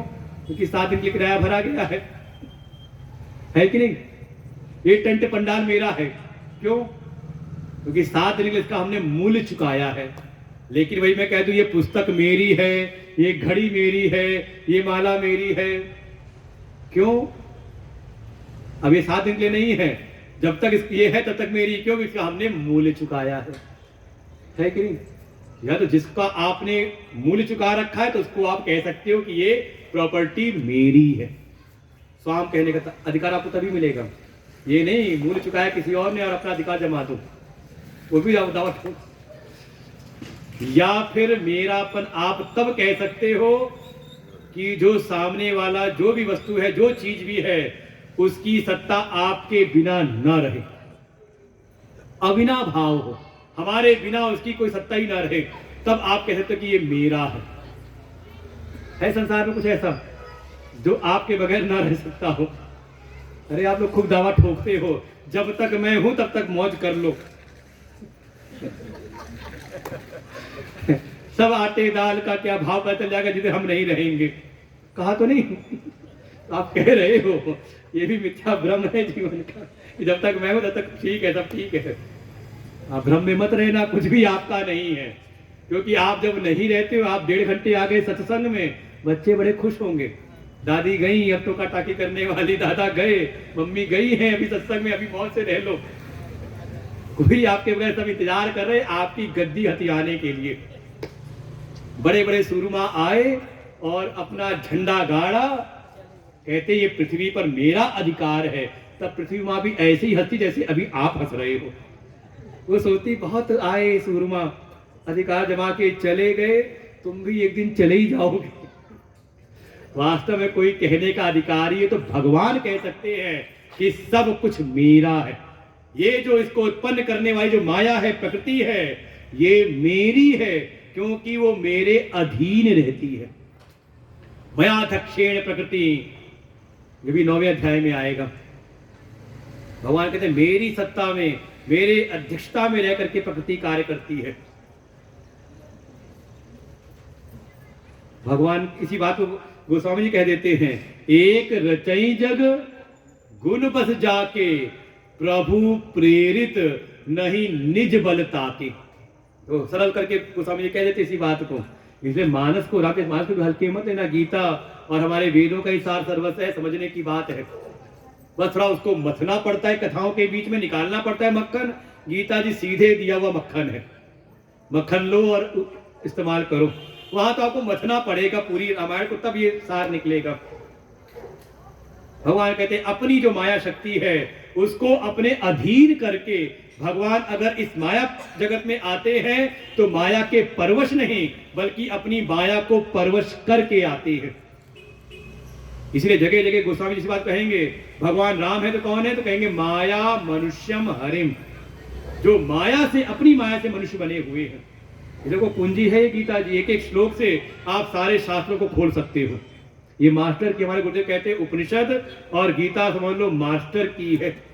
ये चाबी मिल गई तो आप जो चाहो सो शास्त्र समझ सकते हो। इसलिए बड़े आप पुण्यवान हो, सौभाग्यशाली हो कि गीता जी सुन रहे हो।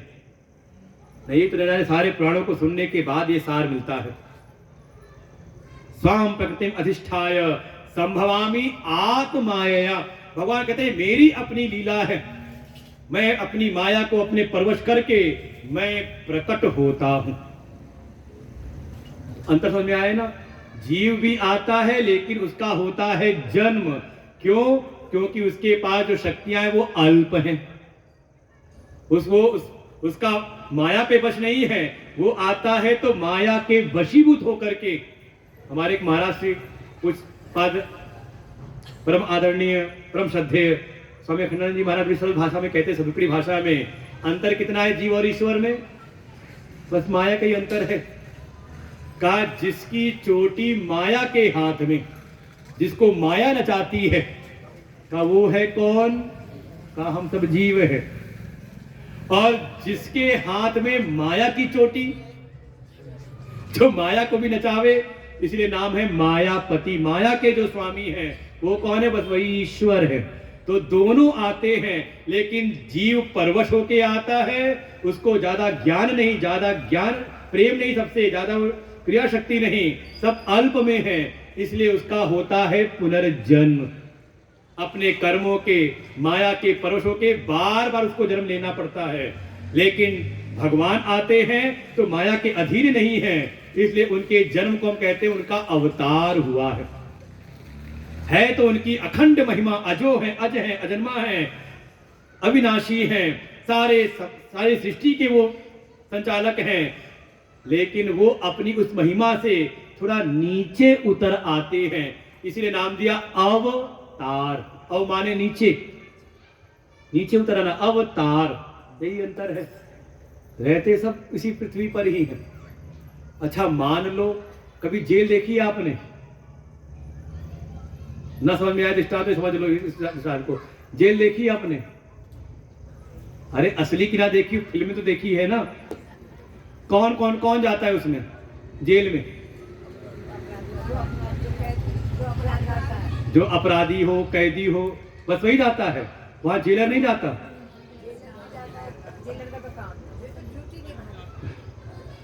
मतलब दोनों रहते हैं जेल में ही, अपराधी भी और जेलर भी। अरे नहीं क्यों कर रहता तो है ही है। अरे जेलर कहाँ रहता है? अरे हो सकता उसका क्वार्टर भी जेल के अंदर ही हो। जो जेल का सुपरिटेंडेंट है कहाँ रहता है? कोई जेलर है तो नहीं यहाँ पर रिटायर्ड जेलर या पुलिस विभाग में, उनको पता होगा। अच्छा मान लो थाने में, उसी में लॉकअप में एक अपराधी भी है और वहां पुलिस वाला भी है, दोनों रह रहे हैं वहां पर। जेल में अपराधी कैदी भी है और वहीं पे जेलर भी है, वहां बहुत सारे पुलिस के विभाग के सिपाही भी हैं। अंतर क्या है उनमें? का एक लाए गए हैं परवश करके, उनके कर्मों के, उनके अपराधों की सजा भुगाने के लिए वो। अच्छा आपको भेजे जेल में, जाओगे? कोई जाना चाहता नहीं, उनको जबरदस्ती उनका ट्रायल करा के उनको भेजा जाता है जेल में। लेकिन वहीं जो जेलर रह रहा है वो अपनी इच्छा से है, उसने चयन किया कि मुझको इस पोस्ट की प्राप्ति करनी है, अपनी इच्छा से जब होता है अंदर जाता है, जब मर्जी होती तो बाहर जाता है। लेकिन उस अपराधी को कहते हैं जो भी है अंदर, चाहे विचाराधीन क्यों ना हो, बंदी क्यों ना हो, अभी ठीक है कैद नहीं हुई इसको, लेकिन उसको अगर बाहर जाना है तो कहा कोर्ट का आदेश लेकर के आना पड़ेगा, है कि नहीं? इतना तो देखा होगा ना फिल्मों में कम से कम। बस समझ लो ऐसे ही जैसे एक ही जेल में अपराधी भी है और उसी जेल में जेलर भी है। अपराधी परवश है वहां के नियम के, लेकिन वैसी पराधीनता परवशता जेलर के लिए नहीं है। अपराधी चाहे कि मैं अपने बच्चे से मिलूं जा करके, बाहर निकल के घूम आऊं, नहीं जा सकता, उसको आदेश चाहिए होगा। लेकिन जेलर चाहे तो आज मैं हाफ डे पे जा रहा हूं, अपने घर बच्चे का जन्मदिन है, जा सकता है ना। ऐसे ही है, भगवान ईश्वर भी है और हम सब जीव भी हैं। भगवान परम स्वतंत्र हैं, परम स्वतंत्र, सिर्फ न सिर्फ पर को, लेकिन हम कहा माया के द्वारा नचाए जा रहे हैं। तो भगवान कब आते हैं, कब अवतार लेते हैं और क्यों लेते हैं, तो दो बड़े प्रसिद्ध श्लोक हैं, इसको पढ़ लेते हैं, आप सब जानते हो। यदा यदा हि धर्मस्य ग्लानिर्भवति भारत अभ्युत्थानमधर्मस्य तदात्मानं सृजाम्यहम् परित्राणाय साधूनां विनाशाय च दुष्कृताम् धर्म संस्थापनार्थाय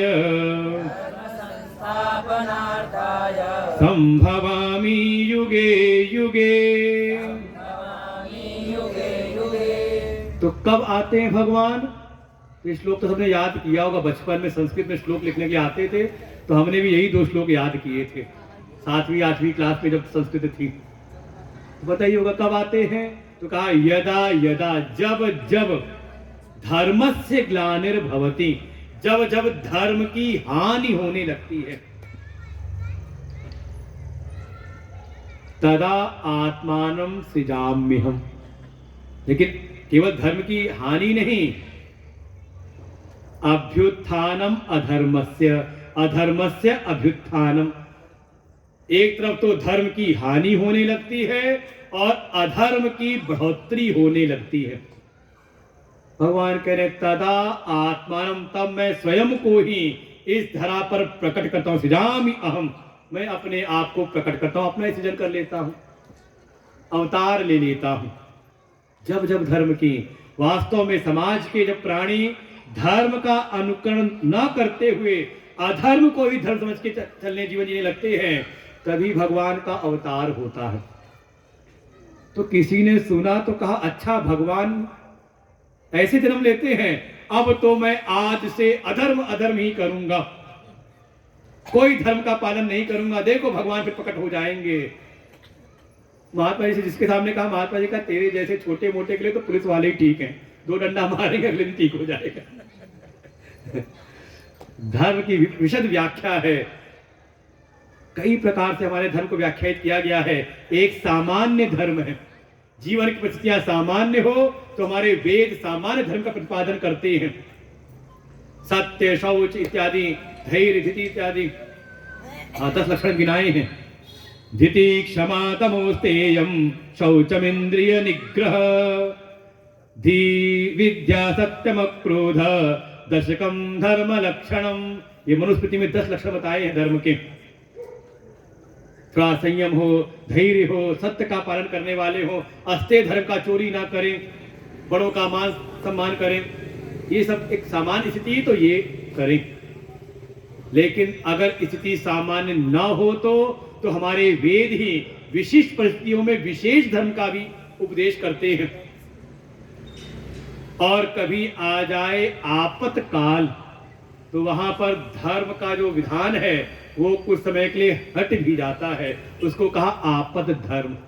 इसको ऐसे समझ लें जैसे एक हमारे देश का संविधान है, उसमें हमारे कुछ अधिकार भी हैं, हमारे कर्तव्यों का निरूपण है। एक सामान्य स्थिति से, जैसे सामान्य स्थिति समय तो समान संविधान हम सब पर लागू है, लेकिन आ गया कोरोना का टाइम तो आपके अधिकार कम हुए कि नहीं? मनमर्जी घूम सकते थे पार्क में, सत्संग करा सकते थे, उस समय कराते सत्संग, आके पुलिस पकड़ के ले जाती, चालान भरना पड़ता। वहां क्या हुआ, विशेष परिस्थिति आई तो वहां पर विशेष कुछ नियम लगा दिए गए। ऐसी हमारे धर्म में भी है। और लग जाए इमरजेंसी तो जैसे लगी थी सन 75 में लगी थी, तो क्या वहां पे हो सकता था इमरजेंसी लग जाए तो? क्या फिर आपकी कोई सत्ता नहीं, ना मीडिया, ना कोई पुलिस, ना कुछ नहीं, बस उन्हीं का डंडा चलेगा, है कि नहीं? ऐसे ही कहा आपत धर्म। ऐसे धर्म का जब धीरे धीरे ह्रास होने लगता है, लोग इसका अनुकरण नहीं करते, धीरे धीरे अधर्म को ही धर्म समझ के चलने लगते हैं, तब, और ये अतिरेक स्थिति में उसका एक लक्षण दिया है, मां नहीं मात पिता नहीं देवा, संतन सन करवा वही सेवा। एक लक्षण कि जब माँ को माँ ना समझे, पिता को पिता, अभी ऐसी स्थिति आई नहीं है। भले दूसरे करके माता पिता को तो माता पिता मान ही रहे हैं ना, कि नहीं मान रहे? हाँ, दूसरी सभ्यता में है, उनको पता ही नहीं कि मेरे असली माँ कौन है, असली पिता कौन है। कई माँ ने डाइवोर्स ले लिया तो पिता अलग हो गए, तो फिर वो बच्चे जिसके पास गए फिर वो बदलते ही रहते हैं उनके यहाँ। वहां की है वहां चल रहा है सब, लेकिन अपनी सनातन संस्कृति में, वैदिक संस्कृति में अभी इतना तो नहीं हुआ है। अगर कोई कोर्ट में भी लड़ रहा हो तो कम से कहता है कि हाँ मेरे पिताजी खड़े हैं, जानता तो है ही ना। एक मिले ऐसी, उन्होंने यही कहा कि कोर्ट में तो मैं उनसे लड़ता हूं, बाहर उनको प्रणाम कर लेता हूं, तो है ना? या फिर अब कोई हमसे कहे आओ महात्मा जी हमारे पैर दबाओ, अभी हमें लगता है ऐसा कोई मिला नहीं हमें। हाँ, ना माने बात अलग है, ना प्रणाम करे बात अलग है, लेकिन अभी कोई हमसे अभी कोई मिला नहीं सेवा करवाने वाला जो हमसे भी सेवा करवावे। ये कुछ लक्षण दिए गए। ऐसे जब स्थिति आती है, अधर्म बहुत बढ़ जाता है, तब फिर भगवान अवतार लेते। करते क्या है? परित्राणाय साधुनाम विनाशाय च दुष्कृताम। जो दुष्कृति हैं, जो अधर्म ही करने वाले, धर्म को बढ़ावा देने वाले हैं, जो धर्म के विधान को नहीं मानते, उनका नियमन करते हैं, और जो धर्म का पालन करने वाले, जो साधु स्वभाव के हैं, धर्मनिष्ठ है, उनका भगवान रक्षण करते हैं। और ऐसा करते हुए धर्म संस्थापनार्थाय संभवामि युगे युगे। देखो मूल चीज से देखें, 3 चीजों की भगवान रक्षा करते हुए आते हैं, उसके 3 हेतु हैं। आप देखोगे भगवान संत की रक्षा करते हैं, भगवान गौ की रक्षा करते हैं, और भगवान यज्ञ की रक्षा करते हैं। समष्टि में देखें तो यही है, एक संसार में देखें तो लीला दिखाई देगी। इसके हेतु हैं, क्यों? क्योंकि भगवान को 3 शक्तियां याद है ना, कर्म शक्ति, प्रेम शक्ति और ज्ञान की शक्ति। तो कर्म की शक्ति का प्रतीक है, क्रिया शक्ति का स्वरूप है यज्ञ। भगवान यज्ञ की रक्षा करते हैं, जिससे कि समष्टि में यज्ञ की रक्षा हो और व्यष्टि में हमारे भीतर कर्मों की शुद्धि हो, थोड़ी त्याग की भावना आए कर्म करते हुए। अपने स्वार्थ के लिए, अपने लिए तो पशु भी जीवन जी लेता है, मनुष्य वो है, मानव वो है जो अपने से बढ़ करके दूसरे के लिए कर ले। ये त्याग की भावना यज्ञ के द्वारा आती। यज्ञ इसका स्वरूप है, ये पिछले अध्याय में बता चुके हैं और अभी विस्तार होगा इसमें। यज्ञ की रक्षा करते हैं समष्टि में। तात्पर्य है, हेतु है कि व्यष्टि में, व्यक्तियों के भीतर कर्म की शुद्धि हो, त्याग की भावना आए। फिर भगवान रक्षा करते हैं गौ की। समष्टि में भगवान गौ का संरक्षण करते हैं। भगवान तो स्वयं ही गोपाल बनकर के जीवन जिया उन्होंने। गोवर्धन, गोपाल, गोविंद, उनको नाम मिले हैं। क्यों? क्योंकि जो गौ है वो प्रेम का स्वरूप है, उत्कृष्ट सात्विक भावना की प्रतीक है। तो समष्टि में गौ की रक्षा हो, तात्पर्य है कि व्यक्तियों के भीतर भावनाओं की शुद्धि हो, प्रेम की शुद्धि हो। देखो परिवार जो टूट रहे हैं, समाज में जो विखंडन हो रहा है, कारण यही है, कहीं ना कहीं लोगों की भावनाएं दूषित हो गई हैं। आवश्यकता है इसकी कि हमारे भीतर की भावनाएं, प्रेम की शुद्धि हो। अब प्रेम भी केवल लाभ के लिए होने लगा है, जिससे जितना लाभ उतना उससे प्रेम। बिल्कुल वैसे ही दुष्ट के प्रीति, बस वो प्रेम फिर स्थिर नहीं रहता, इसलिए भावनाओं की शुद्धि हो। इसलिए भगवान का अवतार होता है गौ की रक्षा के लिए, इसलिए गौ का भी संवर्धन में अपना योगदान देना चाहिए। और तीसरा, संतों की रक्षा। समष्टि में भगवान संतों की, साधुओं का संरक्षण करते हैं। तात्पर्य, व्यष्टि में, व्यक्ति के भीतर ज्ञान की शुद्धि हो। अच्छा, आप यहां क्या कर रहे हो? क्या ज्ञानी हो सब बिल्कुल? नहीं, ज्ञान है, लेकिन केवल एक संसार का ज्ञान है। उस ज्ञान का भी जो बिल्कुल सात्विक स्वरूप है, परम शुद्ध स्वरूप है, हम उस ज्ञान को पाने के लिए आए हैं, अपनी बुद्धि के ज्ञान का शोधन करने के लिए आए हुए हैं। ये है तात्पर्य। तो समष्टि में अभिसार है दोनों श्लोकों का।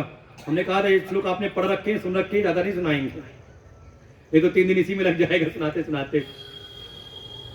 भगवान जब आते हैं तो 3 शक्तियों को धारण करके पूर्ण रूप में, क्रिया शक्ति, प्रेम शक्ति और ज्ञान शक्ति, और इसी का संरक्षण करते हैं। समष्टि में यज्ञ की रक्षा, कर्म की शुद्धि के लिए, हमारे भीतर कर्म की शुद्धि हो। गौ की रक्षा समष्टि में, और व्यष्टि में प्रेम की शुद्धि, भावनाओं की शुद्धि, और संतों की रक्षा जिससे कि ज्ञान की शुद्धि हो।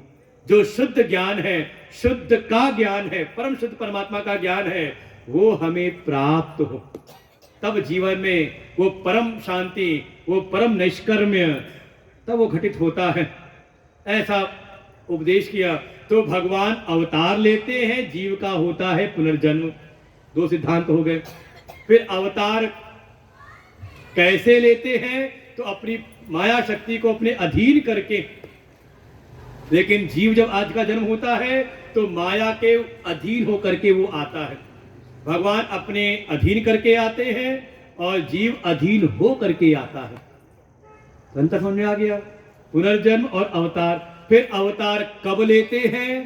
तो कहा जब जब धर्म की हानि, अधर्म का विस्तार, जब जब गौ के ऊपर, यज्ञ के ऊपर और संतों पर जब अत्याचार होता है, अर्थात समाज में क्रिया शक्ति शुद्ध होने लगती है, केवल स्वार्थ की भावना आने लगती है, प्रेम भी केवल सीमित होने लगता है, और जब ज्ञान भी अशुद्ध होने लगता है, तो इन तीनों का शोधन करने के लिए ये भगवान के अवतार का प्रयोजन है। तो फल क्या है भगवान के अवतार का? अगर हम सुन रहे हैं तो अगले श्लोक में बताते हैं इस अवतार के रहस्य को जानने का फल क्या है। तो अगले श्लोक को हम लोग कल सुनेंगे, आज यहीं पर विश्राम लेते हैं। ओम पूर्णमदः पूर्णमिदं पूर्णात् पूर्णमुदच्यते पूर्णस्य पूर्णमादाय पूर्णमेवावशिष्यते। ओम शांति शांति शांति। हरि ओम। श्री गुरुभ्यो नमः। हरि ओम। स्टैंड के साथ हुआ जाते।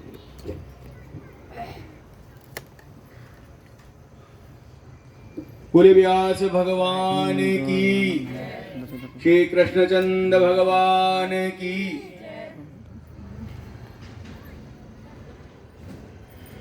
पूज्य गुरुदेव भगवान की असीम करुणा कृपा, जो वेदांत सत्संग समिति 2015 में इसका गठन हुआ, पूज्य गुरुदेव की कृपा से, और हमें ऐसा ज्ञान